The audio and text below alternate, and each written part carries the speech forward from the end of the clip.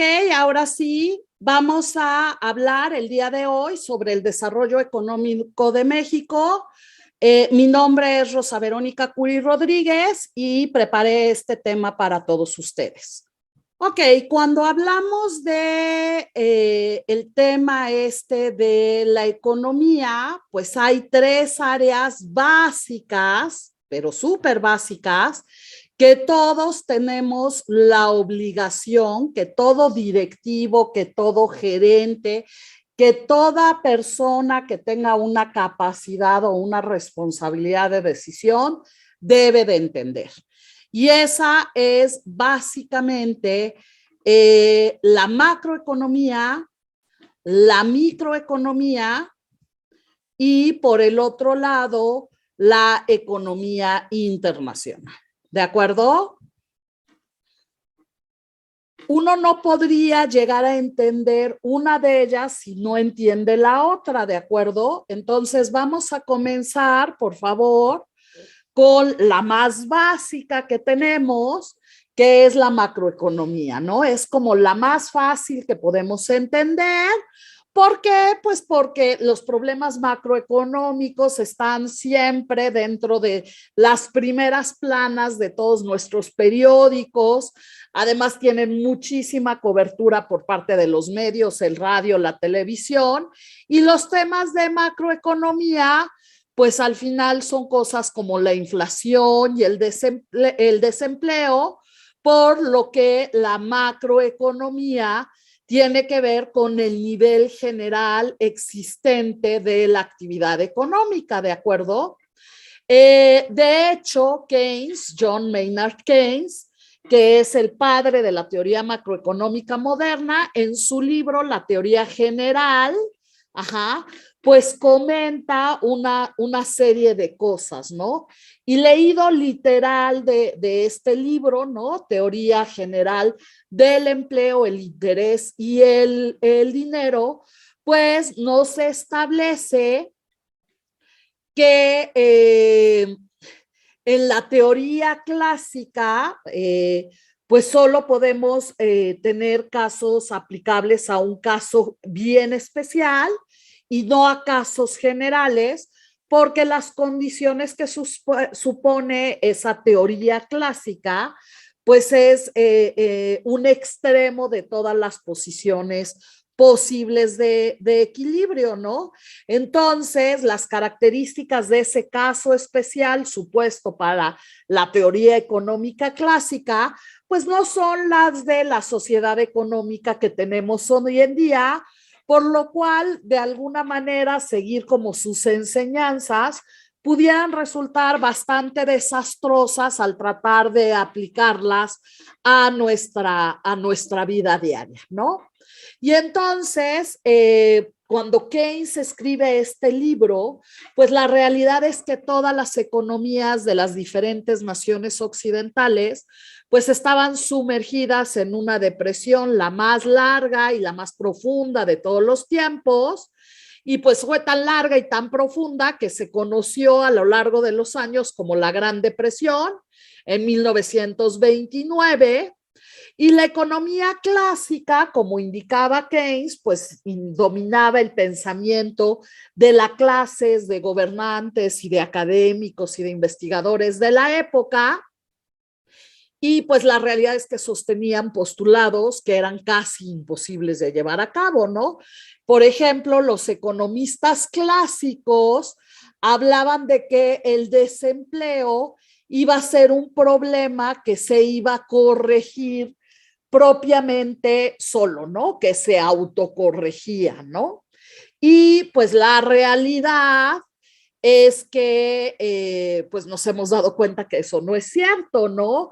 El mercado laboral, ellos, la teoría clásica la consideraba como cualquier otro mercado, ¿no? Y entonces ellos pensaban que el desempleo, ¿no? Que era como un excedente en la mano de obra, pues la realidad es que se iba a corregir automáticamente, ¿no? Simplemente por la interacción que existía entre la oferta y la demanda. Entonces ellos lo que sostenían es que si había desempleo, pues el precio de la mano de obra y de los salarios iban a caer hasta el punto en que fueran rentables para los empleadores poder contratar más gente, ¿no? Por tanto, pues el desempleo prácticamente era imposible, ¿no? Pero la realidad es que eso no pasó, ¿no? O sea, lo lógico para ellos era que si yo no tengo trabajo, pues yo decida rentarme, ¿no? Por un sueldo más bajo que el que gana cualquier otra persona con tal de obtener trabajo. Pero la realidad es que, y bueno, bajo esa teoría, pues nunca habría desempleo, ¿no? Pero la realidad es que los salarios no caen hasta el punto donde todos estén empleados, ¿no? Eso no sucede en el mundo real porque los salarios no son flexibles a la baja, pues por límites institucionales, por el salario mínimo, por los sindicatos, por la tradición, etcétera, ¿no? Y simplemente porque nos acostumbramos a tener cierta cantidad de dinero en la bolsa y pues obviamente nunca queremos bajarnos de ese salario que tenemos en nuestra cabeza, ¿no? Entonces, Keynes lo que decía es que el pleno empleo era más bien el caso especial, ¿no? Para que la economía pueda operar a pleno empleo, pues entonces tendría que tomarse como un estado deseable y para eso tendría que haber como razones bien conscientes por parte de la política gubernamental, ¿no? Entonces, voy a ir al otro. Ajá. Perdón, todavía me quedo aquí. Los salarios no tienden a ser flexibles hacia abajo y el desempleo en realidad es lo que se conoce como un caso general, no al revés, ¿de acuerdo? No es un caso al final de la historia, un caso general, sino el pleno empleo sería el caso excepcional, ¿de acuerdo? Y la otra es, bueno, si uno está en desempleado y no estás produciendo, pues eso significaría que la economía en general, pues no está operando a plena capacidad, ¿no?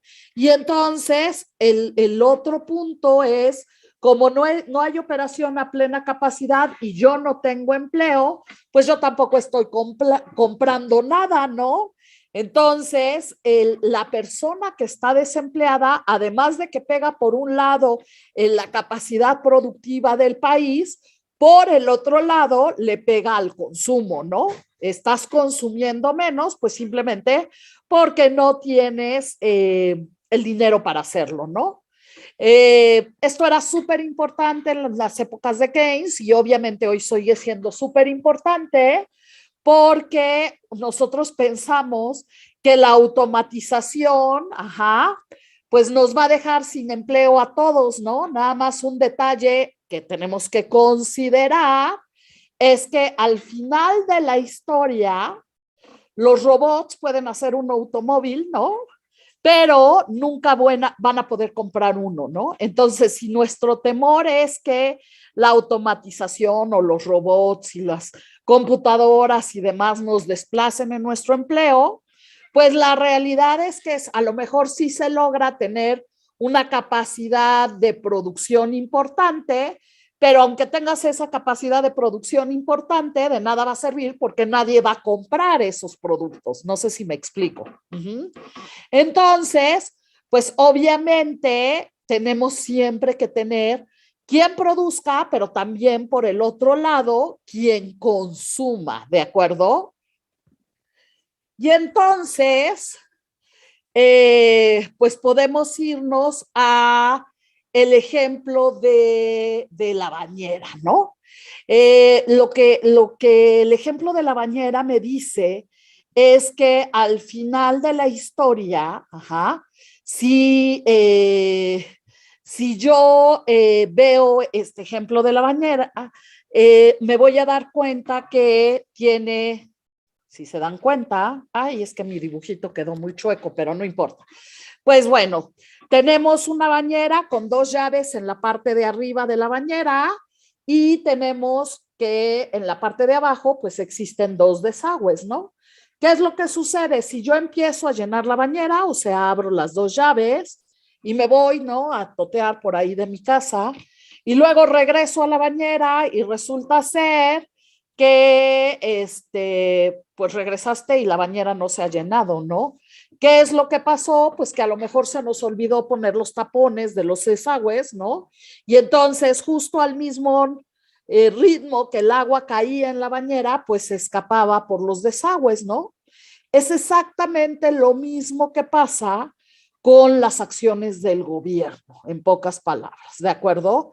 ¿Qué es lo que sucede? Déjenme pasarme a la siguiente. Ahí lo tenemos. Resulta ser que la parte de la macroeconomía, pues es prácticamente como si fuera una bañera, ¿no? Esta bañera tiene los dos grifos de entrada y los dos desagües. En esta ya se ve muy claro, ¿no? Uno de esos grifos representa precisamente los gastos del gobierno. Del otro lado, el otro grifo representa los gastos de inversión. Y en la parte de los desagües tenemos de un lado la parte de los impuestos y del otro lado la parte de los ahorros. Y cuando la bañera está llena de agua, pues supongamos que eso es ese nivel deseado de pleno empleo, ¿no? Si estuviéramos siempre en pleno empleo, pues eso significaría que, bueno, tendríamos 120 millones de empleos, ¿no? Más o menos, y entonces, pues estaríamos como de lujo, supuestamente, ¿no? Pero ¿qué es lo que sucede? Si la cantidad de agua que entra por esos dos grifos, esos dos gastos, es igual a la cantidad de lana que sale por los 12 desagües, pues entonces el nivel del agua, pues supuestamente permanece constante, ¿no? Pero, ¿qué es lo que sucede? Nosotros no estamos en esa línea de pleno empleo y lo que queremos es que pues haya más agua de la bañera, ¿no? Entonces, lo que queremos es subir a la línea de pleno empleo, pues, ¿qué es lo que haríamos? Pues en estricta teoría sería suficiente con abrir más los grifos del agua, o sea, tener más gastos por un lado del gobierno y por el otro lado gastos de inversión. Perdón, ¿me pueden indicar hasta dónde se quedaron porque se cortó mi internet? Ok, te agradezco mucho. Entonces decíamos, bueno, si el nivel de pleno empleo no existe, ¿no? Estamos por abajo de ese pleno empleo, pues decíamos, tengo la opción de abrir las llaves más, ¿no? Los gastos del gobierno y los gastos de inversión y tal vez cerrar un poco más la parte de impuestos y de ahorros para lograr que ese nivel de empleo suba. ¿Estamos de acuerdo? Ajá. Pero, pues la realidad es que, pues eso puede ayudarnos a subir, viéndolo de una manera muy simple, ¿no? El nivel de empleo. Ahora, supongamos que es al revés, ¿no? Si tenemos un nivel de agua, un nivel de empleo mucho más grande de tal vez el que requerimos, pues la manera de reducir ese nivel, ¿no? Es cerrando los grifos para que entre tal vez más lento el nivel del agua y o por el otro lado abrir los desagües para que el agua salga pues más rápidamente, ¿no? Y eso es muy parecido a lo que el gobierno hace para tratar de controlar nuestro sistema económico, otra vez en un ejemplo muy simplista, ¿no? Puesto que el gobierno puede influir pues en ese flujo de gastos de la economía y también puede influir en el nivel global de actividad económica, ¿no? Como si fuera la bañera, ¿no? Entonces, el gobierno puede influir en los gastos de consumo y en los gastos de inversión a través de sus políticas sobre impuestos y sus tipos de intereses, así como gastando el dinero, pues ellos mismos por parte del gobierno, ¿no? Entonces, de este modo, el gobierno va a estar capacitado para controlar la economía, pues influyendo en ese nivel general de gastos de consumo, de gastos de inversión y de gastos de gobierno, ¿no? De tal manera que el gobierno controla a la economía, como yo les decía, influyendo en ese nivel general de gastos de consumo, de gastos de inversión y de gastos de gobierno. Por el otro lado, por el otro lado, ahora pues vamos a imaginarnos, ¿no? Que tenemos la parte del ahorro. Voy a regresar otra vez hacia mi bañera, ¿no? Tenemos la parte de los ahorros, ¿no? Y entonces, pues, ¿qué es lo que sucede? Si el ahorro, si empieza a bajar, pues el nivel del agua empieza a bajar, ¿no? Y si los impuestos también, ¿no? Pues el nivel del agua empieza a bajar, ¿no? Entonces, cada vez que nosotros dejamos de ahorrar, pues al final de la historia lo que está sucediendo, ¿no? Es que pues alguien va a perder su empleo, ¿no? Si escondemos nuestra lana bajo el colchón y no la regresamos a la economía, pues alguien va a perder su empleo, ¿no? Y si no pagamos nuestros impuestos y somos evasores, pues eso también crea un impacto sobre el empleo, ¿de acuerdo? Ahora, voy a irme hacia adelante. Tenemos que también identificar que pues al final de la historia una parte importante que produce fuentes de empleo dentro de la economía es precisamente el ahorro, ¿no? El tener inversiones como tal, ¿de acuerdo? ¿Por qué? Porque, por ejemplo, si nosotros trabajáramos en un supermercado y tenemos un empleo que depende del consumo, pues podríamos empezar a perder si la gente no compra pues esos alimentos, ¿no? Si trabajamos en un sector de construcción, construyendo nuevos supermercados, pues el empleo depende directamente de esa inversión. Entonces, al final de la historia, otra vez, hay que regular el consumo y la inversión para que pues sigamos en ese pleno empleo como tal, ¿de acuerdo? Entonces, que la gente decide invertir, pues no depende nada más de las tasas de interés, pero obviamente coadyuva, ¿no? Las tasas de interés elevadas lo que hacen es desestimular la inversión, ¿no? Mientras que las tasas de interés bajas, pues obviamente estimulan a que la gente ahorre o invierta su dinero, ¿no? En pocas palabras, el comportamiento de la inversión va a depender de estas tasas de interés y bueno, de hecho casi todo va a depender de las tasas de interés, ¿no? ¿Qué es lo que sucede? Las altas tasas de interés desestimulan la inversión y las tasas de interés bajas, pues por el otro lado, van a estimular pues la inversión. ¿De acuerdo? Ahora, y otra vez, lo estamos viendo de una manera como muy sencilla, ¿no? Pero la realidad es que no todo está en manos del gobierno, ¿no? Uno pudiera pensar que, otra vez, voy a regresar a mi bañera, discúlpenme, uno pudiera pensar que las dos grifos y los dos desagües los maneja pues los gobiernos y la realidad es que no es así. ¿Qué es lo que sucede? Pues definitivamente, ¿no? Las tasas de interés, ¿no? Van de la mano con lo que decida pues la banca central, ¿no? En el caso de Estados Unidos, el Banco de la Reserva Federal, en el caso de México, pues nuestro Banco de México como tal, y así sucesivamente los diferentes bancos centrales a lo largo de los diferentes países, ¿de acuerdo?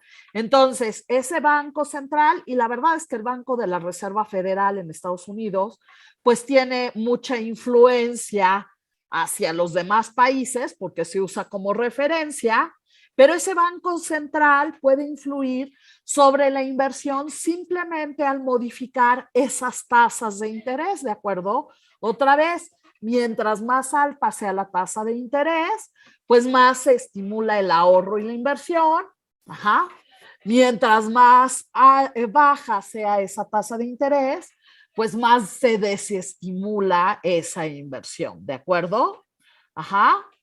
Entonces, recuerda, los grifos, la parte de arriba, representan los gastos de gobierno, representa el gasto de gobierno de un lado, y el desagüe representa, ay, otra vez, de este lado, el desagüe representan los impuestos. Ese lado izquierdo de la bañera es lo que está totalmente en manos de nuestros gobiernos federales, ¿de acuerdo? Y la parte de los gastos de inversión, o sea, qué tanto se consigue dinero para reinyectarlo a la producción dentro de nuestro país, y los ahorros, pues definitivamente están en manos de nuestro Banco Central, ¿de acuerdo? De tal manera que entre ambos, ajá, controlan finalmente, pues, la parte de nuestra economía, ¿de acuerdo? Voy de regreso, ajá. Entonces, para que nosotros podamos aumentar, ay Dios, me dio mucha comezón en el ojo. Para que nosotros podamos aumentar el nivel de actividad económica, pues habría que aumentar los gastos del gobierno o reducir los impuestos, ¿de acuerdo? Y para poder reducir el nivel de actividad económica, pues habría que disminuir los gastos de gobierno o aumentar los impuestos. ¿Estamos de acuerdo? Ese lado que está en manos, de acuerdo, de finalmente, pues el gobierno, ¿no? Entonces, para mantener la economía operando a un nivel de empleo constante o a un nivel constante de actividad económica, pues deberíamos de mantener los gastos de gobierno y las inversiones iguales a los impuestos y los ahorros, ya viendo la bañera de una manera completa, ¿de acuerdo? Ajá. Obviamente, pues en la economía las cosas no son tan sencillas. Podríamos tener una situación en la cual los ahorros y los impuestos fueran iguales a la inversión y el gasto de gobierno, y sin embargo, de todas formas, hubiera desempleo, ¿no? El nivel de esa agua en nuestra bañera puede ser estable sin que la bañera esté llena, y pues ese es en realidad el punto principal del libro de Keynes, ¿no?